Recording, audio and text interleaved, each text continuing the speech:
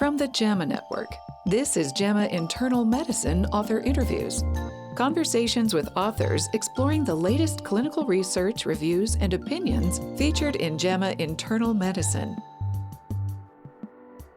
Hello and welcome to our listeners around the world. You're listening to JAMA Internal Medicine Author Interviews. Thanks for joining us. I'm Ilana Richman.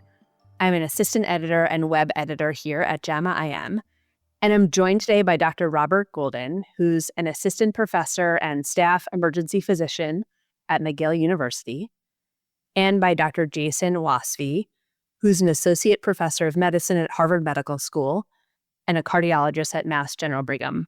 Welcome to you both. Thanks for having me. Hi. Thank you. Thanks for having me. In this week's issue of JAMA Internal Medicine, we feature a study by Dr. Goulden and colleagues that asks whether routine magnesium repletion among critically ill patients in the ICU reduces the risk of tachyarrhythmias. And Dr. Wasfy wrote an accompanying commentary that helps put the research in context. So I want to begin by talking about the topic itself. One of the reasons why I love this study and why I was so excited to have you both on the podcast is because magnesium supplementation or repletion feels so familiar. It's like one of the first things we learn to do as interns, and it's something we do almost every day in the course of routine patient care. But at the same time, it's not something we think a great deal about or spend a lot of time deliberating over, and it kind of falls into the background. It's almost invisible. So Robert, tell us, how did you get interested in studying this topic and what inspired you to pursue this project? Yeah, so I think like you, it struck me as one of those things that we do every day reflexively. You know, the patient's number falls outside of the reference range and we prescribe some magnesium to replace it. And the same is true for other electrolytes like potassium and so on. But it's something that we rarely stop to reflect on why we're doing it. And when you take the time to look at the evidence behind the practice, you'll find that there's very little there. So I think, well, in and of itself, you know, this doesn't take up a huge amount of time. I think collectively, this is an example of one of many things that we do in medicine where we do it kind of without a great thought about why we're doing it.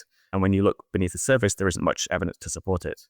The other side that I came to it from was that I'm interested in applying a range of methods that are mostly used in econometrics and political science, which use a slightly different approach that we normally use to studying questions in clinical epidemiology. And so this struck me as an example where that type of method might work. And I can tell you a bit more about the method if you like. Yeah, so sort of this perfect storm of like a thing we do all the time but haven't thought incredibly critically about, and also an opportunity to apply a cool method. And we'll talk about the method in a minute. I want to just take a beat to talk about what you found. What was the takeaway from this study? The takeaway is that we did not find evidence essentially to support routine supplementation of magnesium for patients falling just outside the normal reference ranges. And our primary outcome was the occurrence of tachyarrhythmias, either ventricular or supraventricular, in the 12 hours after giving the medication. We looked at a range of secondary outcomes as well, including death and hypotension, and we didn't find any evidence of a benefit. That being said, you know, the confidence intervals are wide enough that we can't exclude the possibility of clinically meaningful effects. But I think it at least suggests that there are probably not large benefits to this intervention. You mentioned the methods, and in this paper, you use a technique called regression discontinuity. And that method capitalizes on this kind of quirk of our practice that we've referred to, where we kind of reflexively look at the magnesium value. And if the value falls on one side of a threshold, we replete it. And if it's above that threshold, we don't replete it. Tell us a little bit about regression discontinuity. Like, what is the basic idea and how does it help us answer questions in medicine? So the basic idea of regression discontinuity is that many decisions that we make in medicine are based on a cutoff or a threshold on some kind of continuous scale. And if you take subjects who fall just either side of that cutoff, we can have subjects who are well matched in terms of, you know, prognostically significant variables, confounders, but are going to differ significantly in the probability of getting the treatment. So you have this kind of natural experiment of well-matched subjects, some who get treated and some who don't. And that's kind of a holy grail of what you're looking for in observational research, finding well-matched treatment groups, some who get treatment and some who don't. So in this case, the way that works is that patients who fall just below the cutoff are much more likely to get treated with magnesium supplementation than patients who fall just above the cutoff.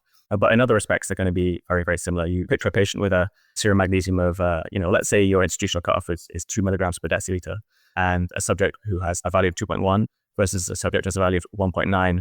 They're going to be very similar in most respects, but they're obviously going to differ significantly in the chance of getting the treatment. So it allows you to estimate effect estimates that are plausibly free from confounding, not just confounded that you can measure, but also unmeasured confounders. which is not usually something you're able to do with conventional observational methods.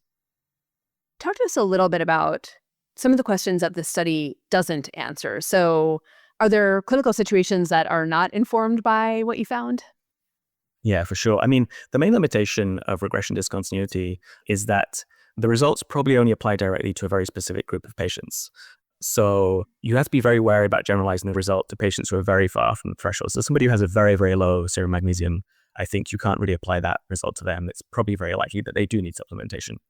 Similarly, the treatment cutoff is only one thing that determines what we get, whether we get magnesium or not. There's a lot of patients who are above the cutoff who still get treated, and a lot of patients below the cutoff who don't get treated.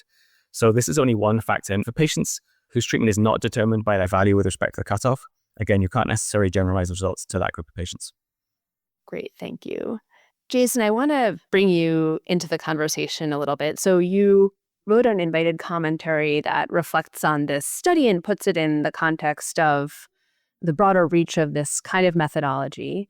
And you talk a little bit about how the prior evidence around magnesium supplementation is kind of this mix of observational studies with some methodologic limitations and extrapolation from physiology.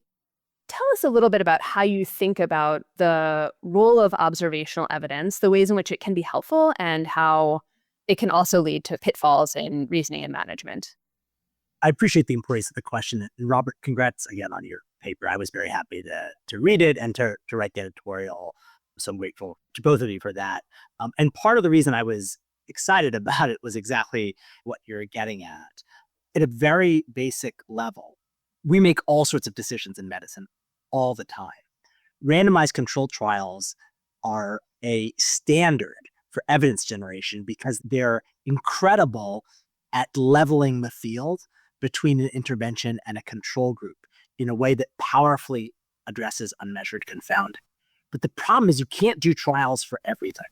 So in so many areas of medicine, we really think about your daily practice. I'm a cardiologist, and I think in our field, there's maybe more trials, but I still think most of the things that we do and how we do it are not supported by trial-based evidence. So what to do? You can just kind of throw up your hands and use conjecture and physiology and your own clinical experience. But there's lots of examples, and we talk about this a bit in the editorial, where that type of pathophysiological reasoning has turned out to be wrong. I mean, often it's the opposite answer as to what you think. So what to do? Observational data is tricky for so many reasons. For many reasons, the primary reason is probably unmeasured confounding, is that in real world clinical practice, doctors give treatments based on their understanding of the potential to benefit and a potential to have harm. So that's directly problematic from a research perspective. And so just to be clear, in this case, patients who get magnesium, for example, might be sicker in other ways than patients who don't. And that can be problematic when you're trying to sort of naively compare the two groups. Yeah, let me give a very basic example that I think really illustrates the point.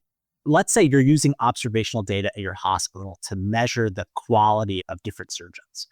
Let's say there's one surgeon, let's say she is always called for the toughest cases, that she's known to be the one that you call for the hardest cases, where someone's highly likely to have mortality. If you measure her outcomes relative to the other surgeons, even if you adjust for age and diabetes and hypotension and whatever else you're adjusting for, her mortality rate is likely to be higher, not because she's not good, but because they're calling her in the toughest cases. That principle affects all of the things that we do in medicine. It also applies to treatments, that treatment and therapies and approaches that are employed when people are nervous, when people are concerned, is highly likely in observational data to be correlated with bad outcomes. But that does not at all mean that the treatment's causing harm. So this is kind of a thorny and persistent problem in observational research. And one approach to it is to use methods like regression discontinuity that at least have a hope of getting around this kind of confounding. So I think that's the strength of this study, and it's kind of a clever application of the technique. So we talked a little bit about how there may be some limitations around the applicability of the findings to more extreme values of magnesium.